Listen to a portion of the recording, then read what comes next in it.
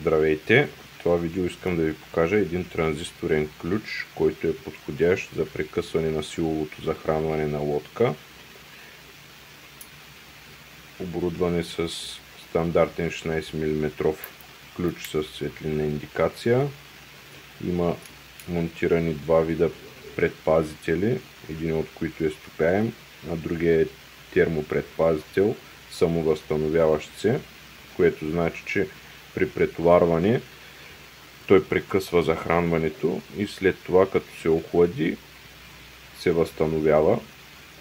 Има монтирани 3 силови транзистора и охладител на тях. Букси TX60, което е стандартно за повечето модели лодки.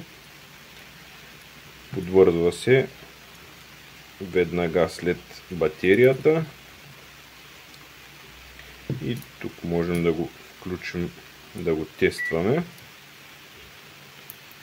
Включваме. Сега е при товар 17 ампера. Сега ще го изчакаме малко да поработи. Все още изобщо не е топъл.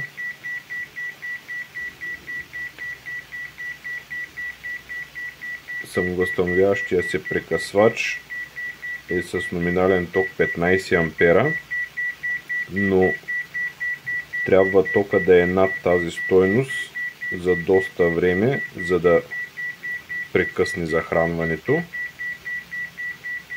Освен ако не е много над 15 ампера.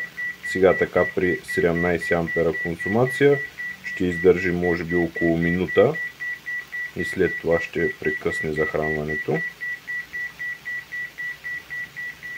С този модел предпазител е подходящ за лодки, които достигат до тази консумация, но ако трябва да се използва за лодки с по-голяма консумация, може просто да се махне предпазителя и да се направи мост между крачетата му и да остане само с един предпазител, който е сменяем и може да се постави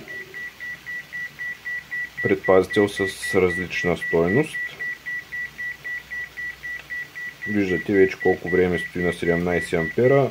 Радиатора изобщо не е загрял.